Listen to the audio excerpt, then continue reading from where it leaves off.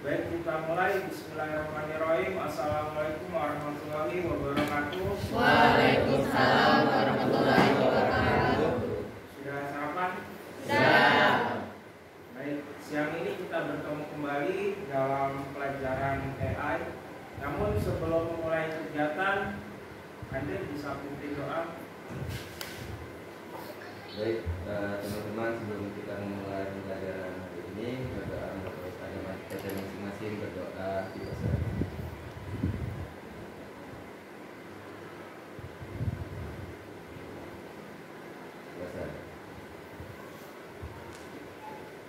Baik, saya absen dulu ya. Andre, Hadir. Arasi, Faisal, Hadir. Fahira, Hadir. Febrianur, Hadir. Ingrid, Hadir. Maisca, Hadir. Nesya, Hadir. Rido, Hadir. Nur Cahaya, Hadir. Faisal, Hadir. Revalina, Hadir. Siti Nur, Hadir. Widya. Hadir. Baik, dari semua. Baik, pembahasan kita siang ini adalah pengoptimalan kecerdasan buatan dengan subtema yaitu merekayasa prompt. Nanti kita pakai dua platform yaitu ChatGPT dan Pipit.ai ya. Jadi tujuannya itu membuat rekayasa foto menjadi video. Nah, sebelum saya mencapai ke materi utama, saya ada sedikit video. Ini tentang salah satu gambaran rekayasa prompt yang sedang viral ya. Guru itu beban negara.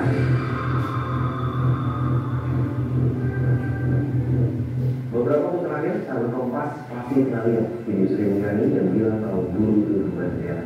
Meski terlihat realistis, faktanya video tersebut nyatanya video palsu yang dibuat dengan teknologi cetak buatan atau disebut deepfake.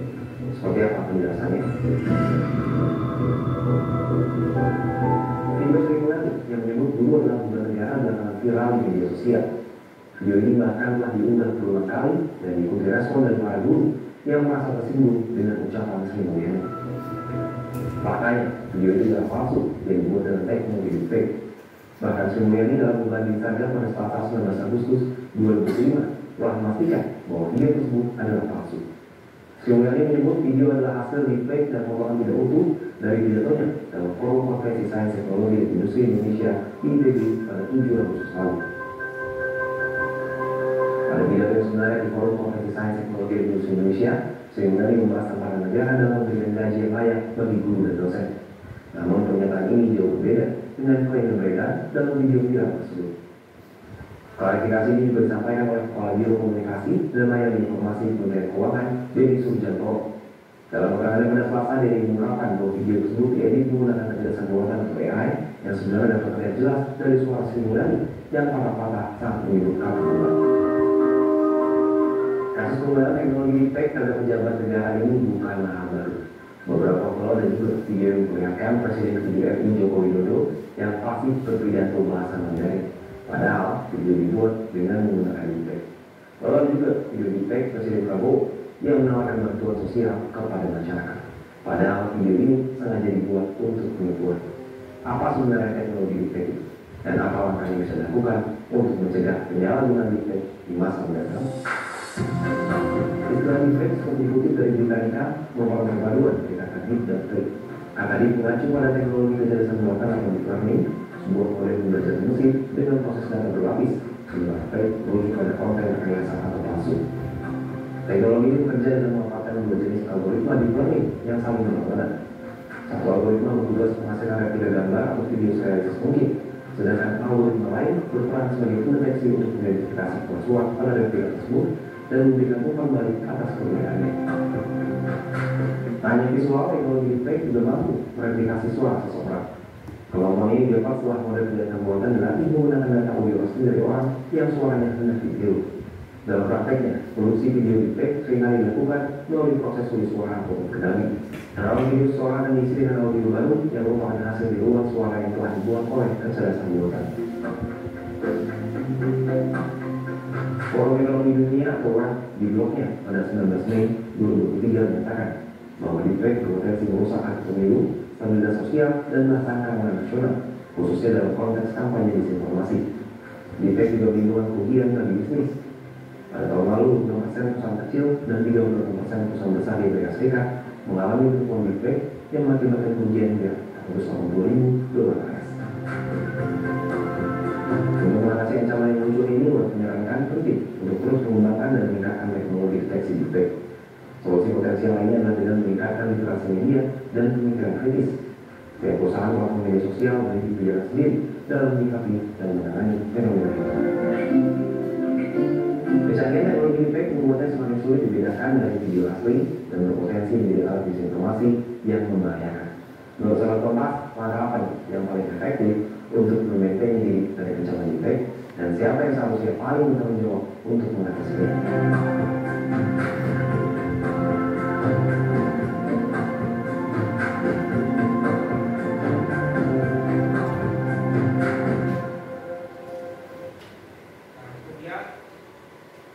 Gambarannya tentang rekayasa PROM ya. Jadi apa kesimpulan dari video ini? Jadi ternyata untuk menciptakan sebuah video palsu itu sekarang sangat mudah. Jadi tujuannya kalian saya kumpulkan di sini untuk mempelajari ini agar orang awam, kalian bisa mengedukasi orang awam ini video asli sama video palsu gitu ya. Nah sekarang kita akan pelajari rekayasa PROM. Nah rekayasa PROM ini adalah ilmu yang menyusun instruksi ya, instruksi atau PROM yang jelas, spesifik, dan sistematis. Ini fungsinya adalah untuk mendapatkan output dari AI tadi menjadi lebih bagus, lebih bermanfaat. Namun kita perlu tahu tadi kita harus sesuai dengan fungsinya, karena banyak orang di luar sana yang tahunya sedikit terus digunakan untuk kejahatan seperti video tadi ya. Nah kalau yang orang awam tidak bisa bedain kan akhirnya jadi kerusuhan dan sebagainya macam ya. Jadi itu rekayasa PROM. Tujuan pembelajaran hari ini adalah yang pertama memahami konsep dasarnya, kemudian menguasai teknik rekayasa PROM yang populer. Yang ketiga mampu menerapkan rekayasa PROM dengan studi kasus. Nanti ada studi kasus yang saya ajarkan bagaimana menciptakannya. Kemudian memahami manfaatnya, dan yang terakhir mempersiapkan dengan teknologi AI di masa depan ya. Jadi ini tiga pembelajarannya. Kita masuk ke materi utama. Prinsip dasar rekayasa PROM. Yang pertama ada di sini spesifik. Untuk spesifik kita harus menyetapkan yang relevan, batasan, dan kriteria yang jelas. Contoh kalau kita cari ini implementasinya nanti ke ChatGPT. Jadi kalau kita punya pertanyaan nanti apa ya narasinya yang kita akan pakai, kita pakai ChatGPT. Cuman sebelum kita gunakan ChatGPT kita harus tahu PROM mana yang benar. Pertama spesifik. Misalnya ini saya kasih contoh menjelaskan tentang jaringan. Kalau kita tulis di ChatGPT, misalnya tolong jelaskan ini, nanti dia tanya ini apa maksudnya. Jadi kita harus jelaskan tentang jaringan. Nanti dia kasih outputnya, jaringan adalah ini gitu. Nanti kalau misalnya ChatGPT itu ngasih 3 paragraf, nah kita bisa spesifik lagi. Misalnya Tolong jadikan penjelasan ini dalam satu paragraf. Nanti dia rangkumkan jadi satu paragraf. Jadi tergantung kita. Terus yang kedua, kontekstual. Kontekstual ini berhubungan dengan latar belakang kita. Misalnya kalian buka ChatGPT, terus saya siswa SMK jurusan TKJ, ingin tahu apa tentang DHCP server misalnya kayak gitu. Nanti dia akan carikan materi yang sesuai dengan latar belakang kita. Beda hasilnya nanti pasti beda ketika kita hanya tulis tolong carikan pengertian DHCP server gitu. Nanti dia kasih yang menyeluruh, yang bukan dari TKJ juga biar paham gitu ya. Tapi kalau kita tulisnya dari TKJ, nanti dia akan filterkan materinya sesuai dengan kita, background kita TKJ. Paham ya? Terus yang ketiga, terstruktur. Gunakan format yang jelas, poin, paragraf, dan contoh. Contohnya, buat 3 poin keuntungan topologi star dibandingkan BOS. Jadi ada perbandingannya dari teori pertama topologi star dibandingkan dengan topologi bus, ya. Dia ada perbandingan. Itu kalau terstruktur. Terus yang keempat, ada namanya interaktif. Nah, untuk interaktif tidak harus sempurna seperti yang saya jelaskan tadi. Misalnya kita kasih penjelasan, tolong carikan penjelasan tentang DHCP server 3 paragraf. Nah, untuk menjadi sempurna biasanya kita minta tolong jadikan dia 1 paragraf. Nah, itu sudah termasuk dalam interaktif. Jadi output yang dihasilkan ChatGPT tadi bisa dirangkum kembali supaya hasilnya lebih bagus. Paham nggak? Paham ya? Jadi 4 poin itu. Lanjut. Materi berikutnya, lihat teknik rekayasa prompt yang populer. Pertama ada namanya zero shot prompting. Di sini dia mengandalkan pengetahuan umum untuk merespon. Jadi kalau misalnya kalian cari, misalnya tolong carikan penjelasan tentang switch, dia kasih yang umum. Tapi kalau yang spesifik itu biasanya tolong carikan penjelasan tentang switch merek apa. Nanti dia spesifik. Kalian mereknya apa? Switch mereknya apa? Jangan tahu nggak merek switch? Apa sih merek switch? R35. Itu merek router switch-nya. Nah, itu nanti jadi penjelasan tentang itu dia akan muncul, ya. Terus yang kedua ada namanya few shot prompting. Menyertakan beberapa contoh input output instruksi utama. Kemudian yang ketiga ada namanya chain of thought prompting. Jadi meminta AI untuk menjelaskan langkah demi langkah. Ini sering saya gunakan nih. Misalnya saya kasih materi kemarin tentang DHCP server, kan? Karena saya sudah lama belum siapkan materi, sekarang saya pakai ChatGPT, tolong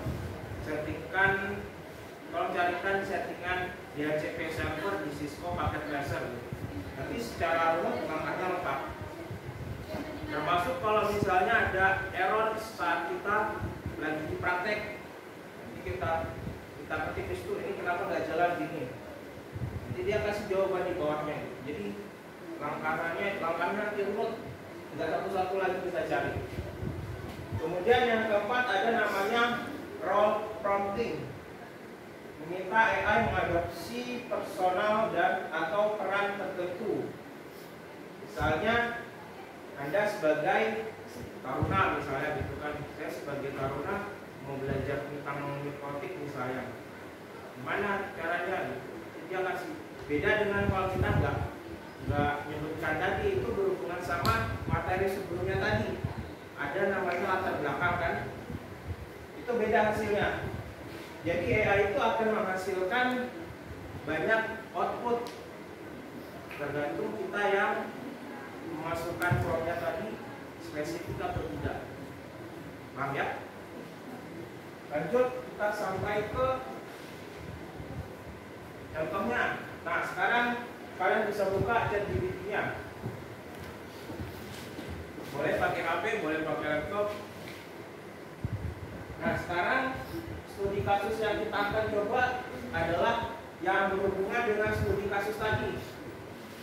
Nah jadi kita bisa chat di situ. Tolong bikinkan narasi video untuk perkenalan diri misalnya, yang menarik, yang apa? Tinggal kita requestnya seperti apa. Nanti kalau sudah kita enter, nanti dia akan munculkan output beberapa ya. Nanti kita pilih mau yang mana. Biasanya dia akan memberikan 1 sampai 5 option.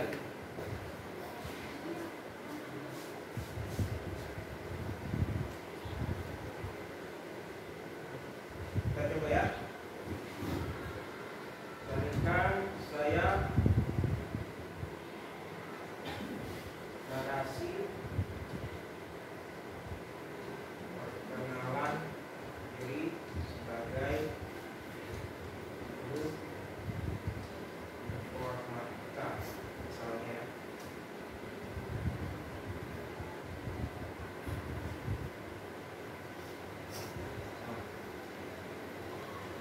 Ini kan ada panjang nih.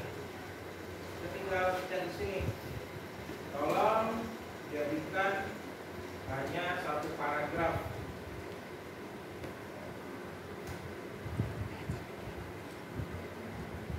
Nah, sudah ya. Ini sudah. Kalau ini sudah, di sebelah sini ada tombol copy. Ada copy. Ini di copy. Kemudian buka website yang berikutnya adalah pipit.ai.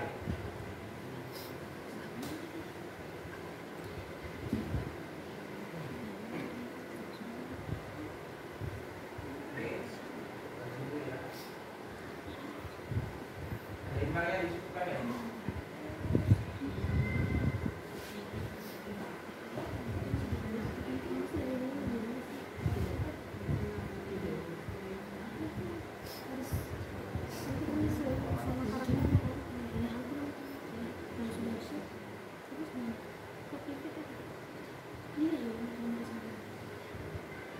Ini saya tinggal satu. Jadi di pipit.ai ini dikitnya ada. Jadi punya saya tinggal satu.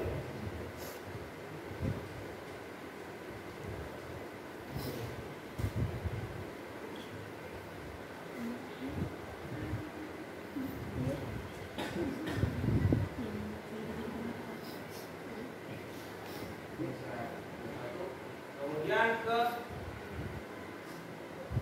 studio ya. Kita bikin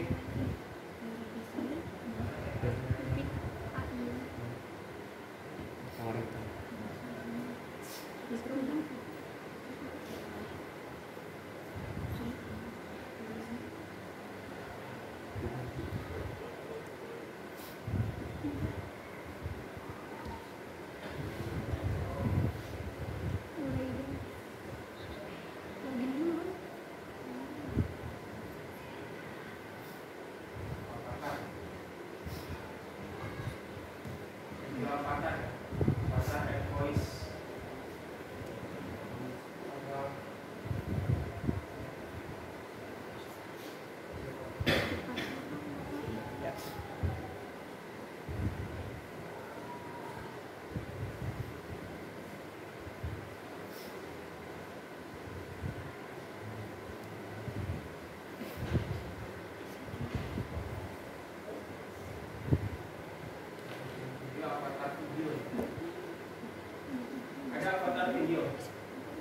Hello, I'm your avatar. You can choose your favorite avatar on your right and click on the script in the video to edit it.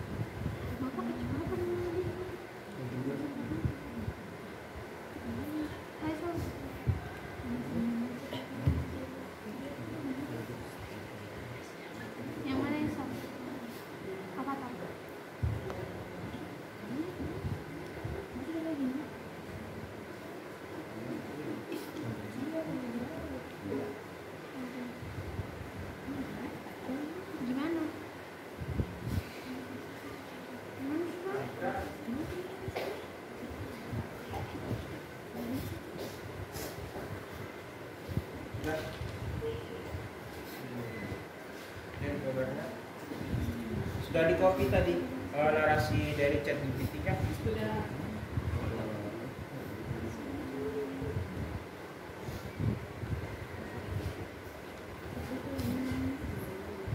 Kan ini sama. Sama. Benar. Terus? Ya terus. Terus kayak gimana? Ya gitu. Ini sama siapa? Ini bisa. Baik kamu. Ini habis gini. Orang mana? Itu lo jelasin ada lanjutan. Welcome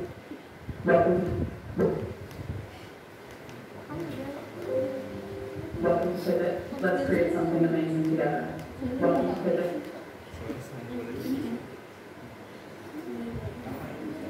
Welcome to Pivot. Let's create. Welcome to Pivot. Welcome to Pivot. Welcome to Pivot. Let's create something amazing. Ada setengah jam. Hello, I'm your avatar. You can choose your favorite avatar.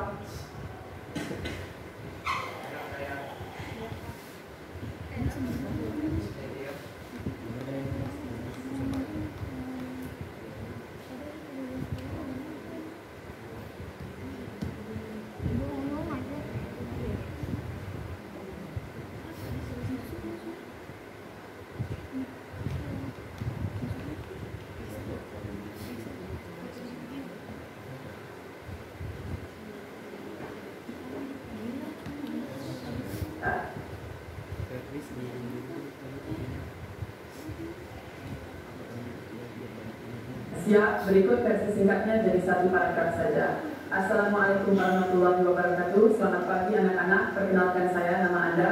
Kalian boleh memanggil saya Pak Bu.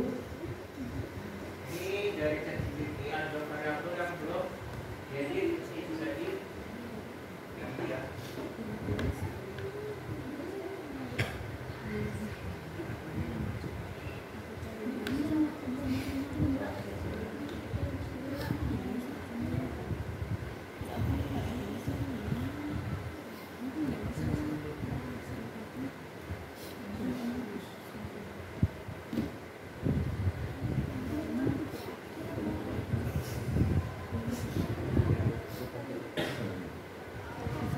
Jadi kalau sudah diedit, save, dia akan mengcompile sendiri.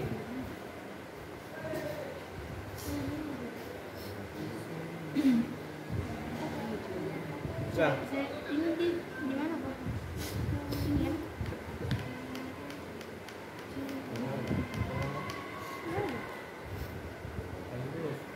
Avatarnya dulu Ini, Pak.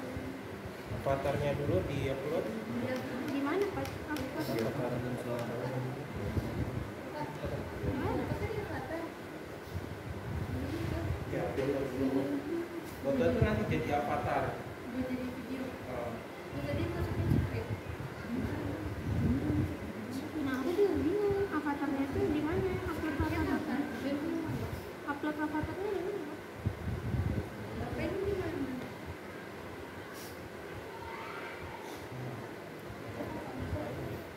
Ada di bawah tuh ya. Foto AI yang bisa bicara. Nah, AI taking foto kalau di HP itu ada.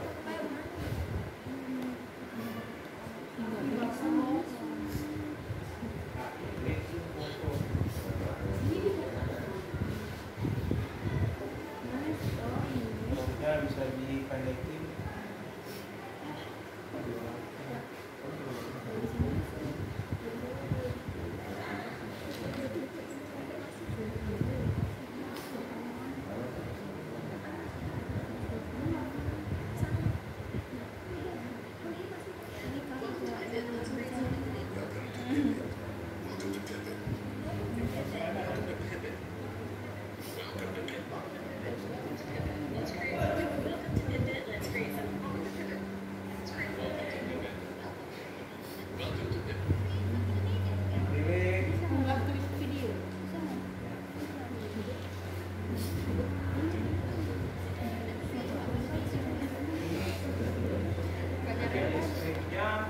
Kemudian ada pilihan suara.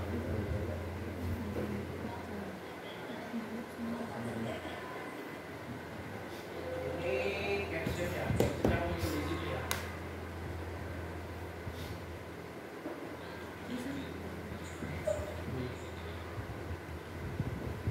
Ya diekspor, kalau sudah yakin diekspor, bisa dites lagi. Siap, berikut versi singkatnya jadi satu paragraf saja. Assalamualaikum warahmatullahi wabarakatuh. Selamat pagi anak-anak, perkenalkan saya Zeze. Kalian boleh memanggil saya Pak Bu Zeze. Saya akan mengajar mata pelajaran informatika yang akan membantu kalian memahami komputer, jaringan, hingga pemrograman. Saya berharap kita bisa belajar dengan semangat, tidak hanya teori tapi juga praktik, sehingga kalian siap menghadapi perkembangan teknologi. Dan jangan sungkan untuk bertanya, karena kelas ini kita jalani bersama-sama agar informatika menjadi pelajaran yang menyenangkan.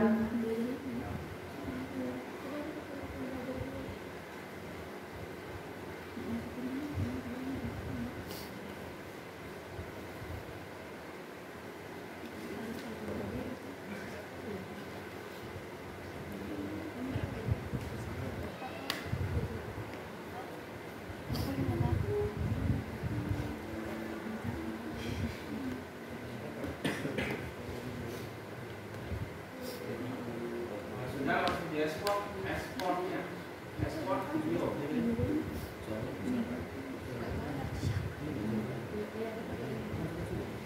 Ya,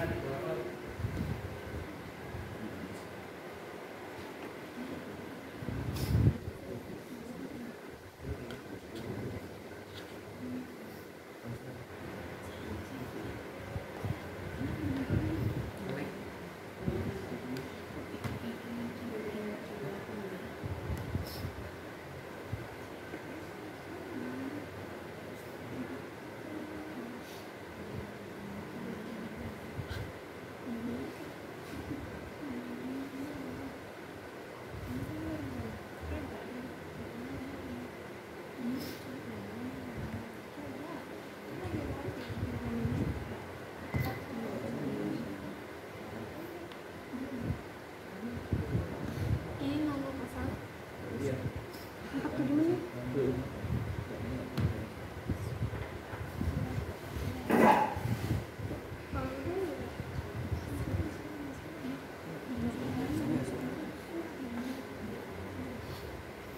Welcome to Pivot.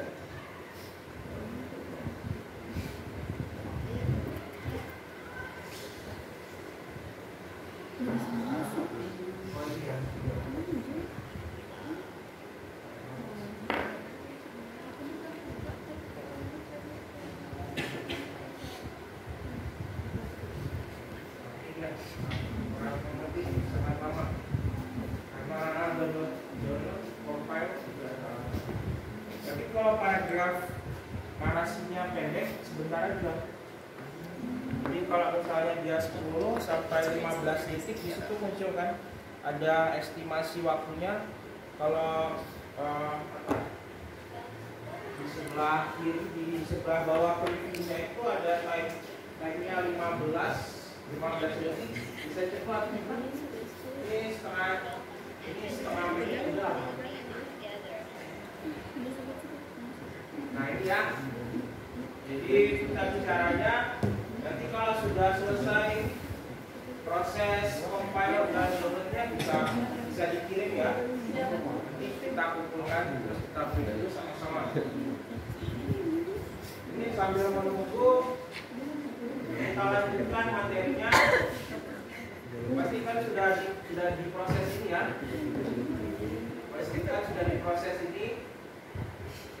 Download baru sambil menunggu kita lanjut ke materi untuk tadi sudah ya. Kampanye yang pertama bikin dari CD, kemudian di copy, kemudian menyiapkan foto ada di HP masing-masing. Kemudian yang berikutnya yang sekarang ini adalah mengubah gambar tadi menjadi video menggunakan Pivot.ai. Nah, sekarang kita bahas tentang manfaatnya sambil menunggu file videonya jadi. Yang pertama, untuk guru bisa menciptakan materi pembahasan yang kreatif. Jadi misalnya nanti saya bikin sebuah penjelasan yang panjang, materi yang panjang misalnya, terus saya capek untuk membaca, saya bisa bikin itu. Jadi kalian juga banyak malas untuk membaca, ya sudah kalian dengarkan video AI saya gitu ya. Terus yang kedua, untuk siswa jadi lebih mudah mempelajari materinya. Apalagi kalau sudah agak lama tentang tes kita video untuk masuk. Kalau kita melihat video apalagi dibacakan pasti lebih mudah ya. Yang ketiga ada efisiensi waktu. Jadi kita bisa hemat dalam mempelajari modul yang ada gitu ya. Ini manfaatnya. Kemudian yang terakhir, masa depan bersama AI. Jadi kesimpulannya, rekayasa prompt adalah keterampilan yang dibutuhkan di era AI sekarang. Karena bukan sekedar menulis instruksi perintah, melainkan tentang bagaimana kita mengorkestrasikan AI untuk menciptakan nilai dan menghasilkan solusi yang inovatif. Dengan menguasai ini, kita bisa merubah cara bekerja, cara belajar, berkreasi, dan membawa kita menuju masa depan yang lebih baik lagi. Jadi, dan gambarannya yang sesuai dengan video intro tadi, jadi kita bisa tahu mana yang fakta sama yang palsu, gitu ya. Nah, ada pertanyaan? Ada pertanyaan tentang materi pembahasan kita hari ini? Ada pertanyaan? Tidak? Saya Pak. Apa? Izin bertanya Pak. Ya. Tadi Bapak sudah menjelaskan jika AI itu memiliki dampak positifnya, dampak negatifnya juga. Ya. Dampak negatifnya salah satunya mudah tersebarnya video-video hoax. Nah, apa AI itu punya potensi nggak buat menggantikan beberapa peran pekerjaan atau mungkin profesi dari beberapa bidang, saya guru atau dosen atau profesor, bisa nggak Pak? Nah, bagus, pertanyaan yang bagus, boleh kasih plus dulu. Sangat pikiran yang sangat kreatif dan inovatif ya, dan kritis sekali. Faktanya memang beberapa pekerjaan di dunia ini sudah mulai dihilangkan karena adanya AI ini.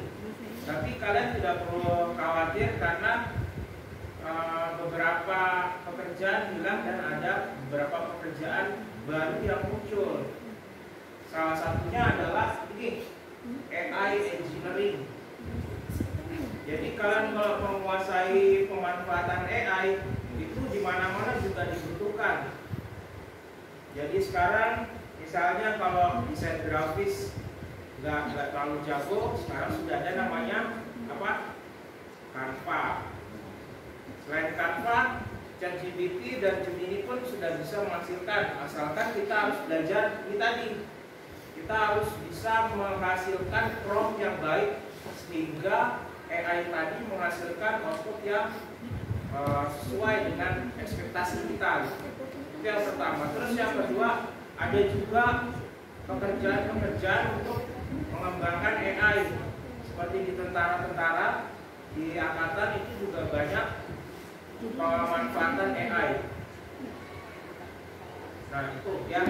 Jadi bukan, kalau guru dan dosen sebenarnya seperti yang saya sampaikan pada materi ini, saya sebagai guru pun sebenarnya kita harus paham juga bahwa AI ini tidak menggantikan profesi kita, tapi menjadi alat bantu yang sangat bermanfaat. Memang dulu bisa digantikan dengan proses tool tadi. Tapi dalam hal mendidik AI belum bisa. Dan AI itu tidak bisa melatih kalian kecuali kalau kalian belum memiliki prompt yang bagus tadi. Jadi AI itu kalau kita lihat tampilan AI ini, apakah dia akan muncul hasilnya ketika kita diamkan aja? Kita nggak punya prompt apa-apa, mau nyari apa, mau bikin apa, nggak tahu kan? Dia nggak muncul apa-apa, cuma dia nungguin aja terus. Nah seperti itu ya, makanya rekayasa prompt ini sangat penting, gitu ya. Bisa dipahami? Ya. Ada lagi? Nggak ada?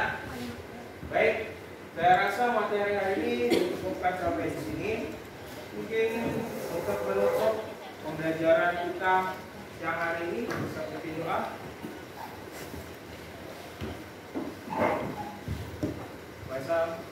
Sebelum mengakhiri kegiatan dan pembelajaran kita siang hari ini, semoga ilmu yang diberikan bermanfaat bagi kita maupun orang lain. Berdoa menurut agama dan kepercayaan masing-masing. Berdoa dimulai.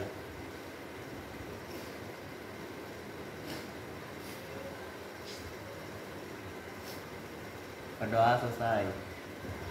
Baik, terima kasih atas kehadirannya. Saya akhiri. Wassalamualaikum warahmatullahi wabarakatuh. Waalaikumsalam warahmatullahi wabarakatuh. Silakan tinggalkan ruangan.